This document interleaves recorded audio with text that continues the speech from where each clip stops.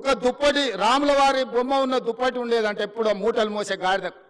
అది ఊర్లో ఎవరు చేనులో మేయడానికి పోయినా అక్కడ ఆ చేను వాళ్ళు కొట్టకపోను చూడంగానే దండం పెట్టేదాన్ని. గాడిద ఏమనుకున్నదంటే నాకు ఇంత గౌరవం ఉంది, ఈ మొత్తం ఏ గడ్డి అయినా మేయొచ్చు అని ఊరి మీద పడి తింటా ఉన్నది.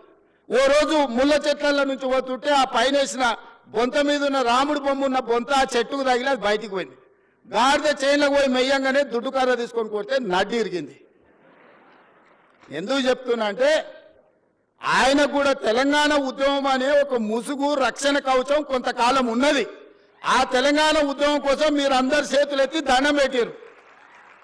అది వారి గొప్పతనం అని వారు అనుకుంటున్నారు. అది తెలంగాణ ఉద్యమం యొక్క గొప్పతనం, విద్యార్థిని నిరుద్యోగ యువకుల యొక్క త్యాగం. ఇవాళ ముసుగు తొలగింది కాబట్టి ముఖం చెల్లక ఆయన ఎక్కడున్నాడో ఇక ఈ పిల్లలు రోడ్ల మీద పడి నోటుకొచ్చింది మాట్లాడుతారు.